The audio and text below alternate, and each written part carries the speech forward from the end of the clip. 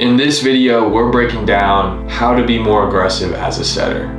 Shout out to Elia8310 for the video recommendation. The season has been crazy with lots of games and lots of content I've been producing for that, but the how-to videos are gonna make a return when the season concludes in a couple weeks, so don't worry, they are coming back in full force. This video is all about being more aggressive. So maybe a little bit more of an advanced setting video. If you are a beginner, you can probably learn some things here, but I would say this video is definitely more catered to someone that has at least played the setting position for a year or two, so you have some of the intangibles down.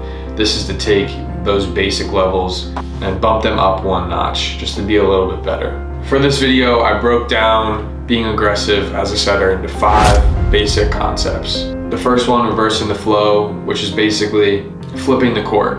So if the setter's in zone 4, they set the ball to zone 6. If the setter's deep in zone 1, they push the ball to zone 4. If they're sliding one way, they typically push the ball to the opposite side. When you can do that, it makes it really difficult for the blocker to go left and right. And that concept is something that is an expectation for an experienced setter. Number 2 is all about speed. The best way to get kills in the game of volleyball is to get one-on-ones with your attackers. And the best way to do that is being creative and using tempo to your pins to make it really difficult again for that middle to go sideline to sideline, pin to pin. When you set a quick ball, a go tempo, one tempo ball that has good speed, pretty minimal trajectory on it, gets to the hitter quickly, and allows them to score effectively. Number 3 is all about using all your options. And it's basically finding ways to get the back row involved, even when you are in system perfect pass. Now, this is dependent on the athleticism of your pins. If you have outside hitters, right side hitters that hit out of the back row that are super athletic, high jumpers, and can contact at a high point and put the ball away from the back row, then this is something you want to explore. You want to find ways to set them in system on perfect passes, keep the blockers on their heels, and make them guess who you're setting on any given ball, even a perfect pass.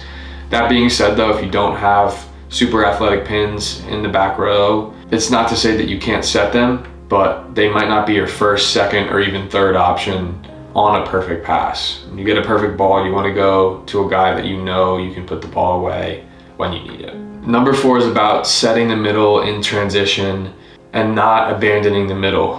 When you have an effective middle attacker, it opens up your offense so much. It's kind of like running the ball in football. If you establish it early, you establish it even when the defense and the block is really strong, it goes a long way into opening up all your other options, freeing up your pins to be more available for them. So being creative about not giving up and setting your middles in transition, in counter, it's gonna be a smart strategy for success.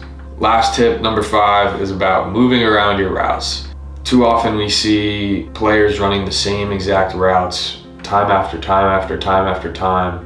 And when you do that, it makes it really easy for the block to sit on those routes, get there early, and just put their hands up. That in turn makes it really difficult for an attacker to side out when you have forehands that are stationary and pressed and above the net. So when that happens, you got to be creative about moving routes, maybe some combinations, maybe some flips, maybe some inside routes, some pop and float routes, getting out early and trying to evade the blocker that way. Lots of things you can do, and we'll talk about some of those as we get into film. But these are the 5 main concepts that I want you to focus on as you try and be a little bit more aggressive as a setter.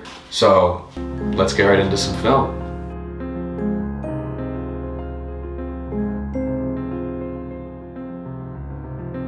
First video we have here is about reversing the flow. This was from our match against Cal Lutheran, which is a top 5 team in the country. If you want to score against a team like that, you have to find ways to be creative. Evan did a really good job here. We'll kind of fast forward to transition play when he gets an out of system ball that he gives to Johnny. Johnny does a great job of just recycling that ball into the block with good coverage from Gavin. And then here's where the aggressiveness really comes into play. Evan gets his feet early to the ball, locates it, tracks it, and does a really good job of holding this middle here, selling this set to the outside, which is the simple set here, but he uses his body and reverses this ball back to Luke, even to the point where their outside hitter is late on his guy. So when you can do that, when you can get basically a 1-on-0, I mean, what more can you ask for? That's clinical setting and a really good job by Evan to get Luke a beautiful set. A couple other pieces here about reversing the flow, especially on those back sets when you're going across the court from zone 4 to zone 6. We want to see setters turning their shoulders in and really using their body to get that speed on the set, and turn and use that force to get good speed. He does it flawlessly, and Luke gets the bounce, which is exactly what we're looking for. Number 2, we're talking about speed, and in this clip, Evan does a great job of both setting with tempo and good speed, and also kind of incorporating that number 1 concept of reversing the flow. You can see this here with a perfect pass from Devin. It's important when we want to set the ball back to the right side that we turn our bodies and square up to hold that middle. Evan does a good job of that, keeps the middle home. Gavin runs a good route as well, keeping this middle there. So Evan knows in the back of his mind that if he sets a good tempo ball back to Luke, that it's most likely going to be a 1-on-1. He does it with great speed to the point where Luke is up and ready to attack before the Wentworth blocker is even fully above the net, giving him full vision, full options. And you can see the middle did not close here, so Luke knows he has this entire side of the court to use, and he puts that ball away. But this is a product of Evan squaring up, contacting high, using his full body and turn to set with pace and speed, and when you set with tempo like this, you're gonna get good results. Number 3, we're talking about using all your options, and like I said, if you have the athleticism in the back row, when you're in system, you wanna make sure you're taking advantage of that. Not all of us have 6'8" Cooper Robinsons that can jump out of the back row and basically hit like it's a front row tempo ball. I'm not saying that's the case, but you can see here in this video how we get a good pass from Will, and Diego has all his options. He's got a middle, he's got a 1 ball in the middle that he could push this ball to. We're in rotation 1, so he has Devin on the right side and Luke Morse on the outside. And because of that, these blockers are already kind of taking their steps to the pins, which leaves the Bic open, and Esteban sees with good vision here, finding a good deep swing and a kill off the chest of this Lancaster Bible player. Utilize the back row like this in system. It just gives you more options. Not only just running a regular Bic, but finding ways to move around those back row attackers from the D to the C, from the Bic, basically like a gap ball in the back row, using the whole entire court to your advantage, sliding players around. It's gonna go a long way. All right, this next video, number 4 concept, is about setting the middle in transition. I talked a little bit earlier about not giving up on your middles, and this is partly on the middles of not giving up on the setter. So when you're in transition and maybe you can't get a full approach, still finding a way to get up and take a swing on a ball that comes your way will give you more attempts. There's no reason why we shouldn't be setting our middles a lot, but that comes with trust between the setter and the middle, and even on counter, finding ways to give them the ball. In this play against Cal Lutheran, Evan gets a great block touch, which basically leads to, and Johnny covers well on this ball. So we're in transition here, kind of a lot of things going on, and Evan could set this Bic, he could set this D ball here, knowing that Johnny's kind of out of this play, but he opts to set Gavin, and Gavin puts this ball down. And so Gavin's line of transition here is kind of flat, but sometimes that can be not a bad thing. He finds this kind of gap here in between the middle where the outside has to help on him, and he knows he has the full right side of the court to use, and he's smart in putting that ball down. Even if you're pulled off the net, find ways to practice setting your middles in counter and transition. You'll leave the other blockers kind of perplexed at who you're gonna go with even when the ball's far off the court.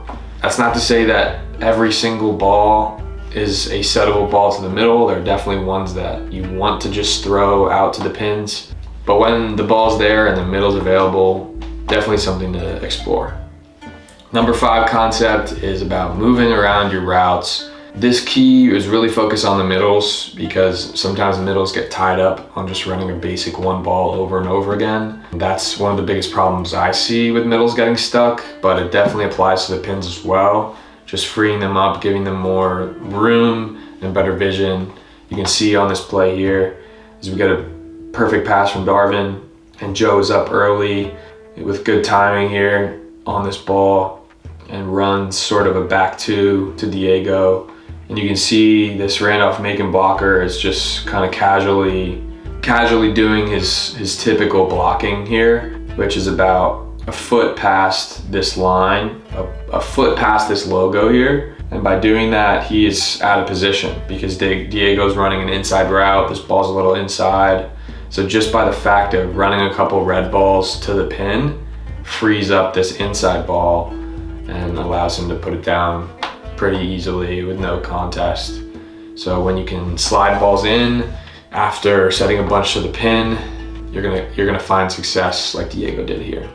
Those are my 5 concepts: reversing the flow, setting of speed, using all 4 options, middles in transition, and moving around your routes. I think that finding ways to be more aggressive as a setter will increase your stock, free up your hitters, which is what any coach wants out there. Try and see if these work into your game at all. Practice them in practice before you start throwing them into a game, and look forward to hearing how you are more aggressive as a setter.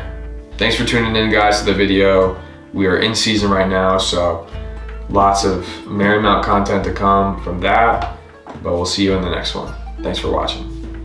Peace.